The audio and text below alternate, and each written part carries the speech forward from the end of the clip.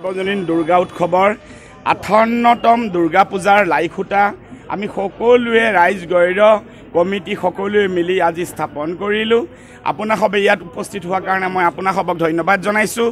আপোনালোকে নিশ্চয় গম পায় আই চন্দ্ৰিকা দেৱালৈকে ধৰি দক্ষিণ কামৰূপত পলাকবাৰী, ছয়গাঁও, বকো, চমৰীয়া বিভিন্ন প্ৰান্তত বৰ উলহ মালহেৰে প্ৰত্যেক বছৰে আমাৰ ৰাইজ আৰু জনসাধাৰণে দুৰ্গা পূজাত আগভাগ লয়।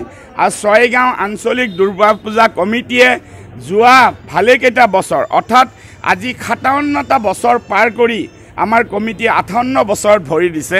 আপোনালোক সকলোৰে আশীৰ্বাদ বিচাৰিছোঁ। দুৰ্গা পূজা কমিটিৰ হৈ সকলোৱে যাতে সহযোগ কৰি প্ৰাণৱন্ত কৰি তুলিব পাৰে আৰু এই দুৰ্গা পূজাই আমাক সকলোকে একতাৰ দোলেৰে বান্ধ খায় এক শক্তিশালী অসম, এক শক্তিশালী দক্ষিণ কামৰূপ গঢ়িবলৈ যাতে আমাক শক্তি দান কৰে। আমি যাতে জাতি ধৰ্ম ঊৰ্ধত সকলোৱে মিলি জুলি থাকি জনসাধাৰণক আগুৱাই লৈ যাব পাৰোঁ তাৰে কাৰণে আশীৰ্বাদ বিচাৰিছোঁ। আৰু এই পূজাভাগ এই কমিটিয়ে ৫৮তম দুৰ্গা পূজা উলহ মালহেৰে কোনো অসুবিধা নোহোৱাকৈ ৰাইজৰ সহায়েৰে যাতে আগবঢ়াই লৈ যাব পাৰে আৰু আপোনালোক সকলোকে অভিনন্দন জনাইছোঁ। ধন্যবাদ।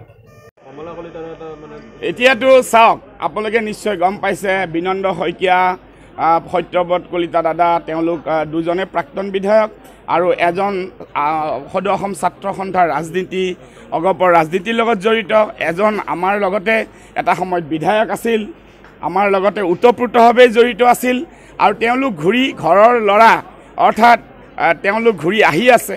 আৰু সত্যব্ৰত কলিতা ডাঙৰীয়াৰো এটা দীঘলীয়া ৰাজনীতিৰ পথাৰত আমাৰ বিভিন্ন অনুষ্ঠানৰ লগতো তেওঁ জড়িত। আপোনালোকে গম পায় নাট্য মন্দিৰত আমাৰ নাট্য সমাৰোহত তেওঁ সদায় অতিথি হিচাপে আমাৰ তাত উপস্থিত থাকে আৰু এওঁলোকৰ উপস্থিতিয়ে মই ভাবোঁ তেওঁলোকে যিদৰে ভাৰতীয় জাতীয় কংগ্ৰেছ আৰু গৌৰৱ গগৈ ডাঙৰীয়াৰ প্ৰতি, ৰাহুল গান্ধী ডাঙৰীয়াৰ প্ৰতি, জিতেন্দ্ৰ সিং চাহাব ডাঙৰীয়াৰ প্ৰতি, মল্লিকাৰ্জুন খাৰ্গে ছাৰৰ ডাঙৰীয়াৰ প্ৰতি যি আনুগত্য প্ৰকাশ কৰিছে, ই ভাৰতীয় জাতীয় কংগ্ৰেছৰ কাৰণে এটা খুব ভাল ছিগনেল।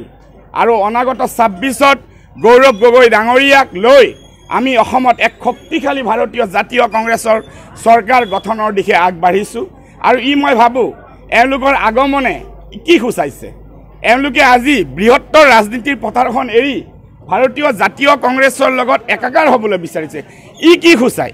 এইটো সূচায় যে গৌৰৱ গগৈ ডাঙৰীয়াৰ নেতৃত্বত, ৰাহুল গান্ধী ডাঙৰীয়াৰ নেতৃত্বত, মল্লিকাৰ্জুন খাৰ্গে, জিতেন্দ্ৰ সিঙৰ নেতৃত্বত নিশ্চয় অসমত ভাৰতীয় জাতীয় কংগ্ৰেছ দুপে আগবাঢ়িছে।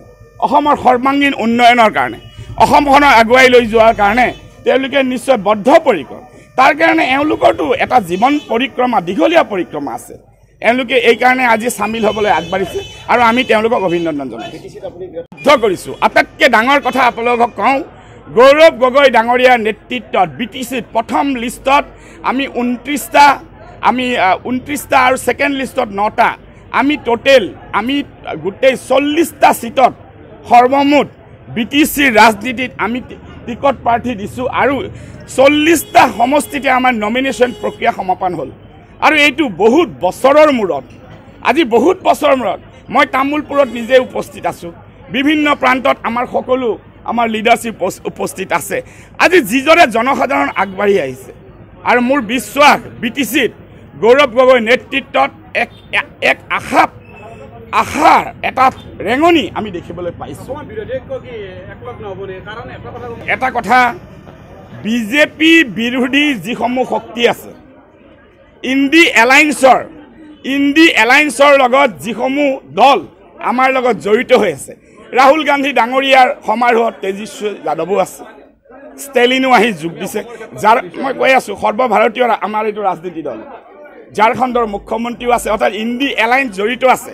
আৰু অসমৰ ক্ষেত্ৰত ভাৰতীয় জাতীয় কংগ্ৰেছে এক শক্তিশালী ৰূপত, এক শক্তিশালী দল হিচাপে আত্মপ্ৰকাশ কৰিছে ইতিমধ্যে আপোনালোকে গম পায়। আৰু যিসমূহ দলৰ নীতি স্পষ্ট থাকিব, বিজেপিৰ বিৰুদ্ধে ৰণনীতি থাকিব আৰু তেওঁলোকৰ লগত নিশ্চয় গৌৰৱ গগৈ ডাঙৰীয়া আৰু হাইকমাণ্ডে অনাগত সময়ত আলোচনা বিলোচনা চলিব। ইতিমধ্যে আমাৰ হাইকমাণ্ডৰ লেভেলত এটা আলোচনা প্ৰক্ৰিয়া চলি আছে আৰু তাৰ মাজত কিছুমান কথা কোৱাটো অসুবিধাজনক। আৰু এইবিলাক কথাৰ কাৰণে আমাৰ মিডিয়া চেয়াৰমেন আছে, IT চেয়াৰমেন আছে, স্প'ক্সপাৰ্চনসকল আছে, তেওঁলোকৰ লগত আপোনালোকে পোনপটীয়া যোগাযোগ কৰিব পাৰিব মই আপোনালোকক ব্যৱস্থা কৰি দিম ধন্যবাদ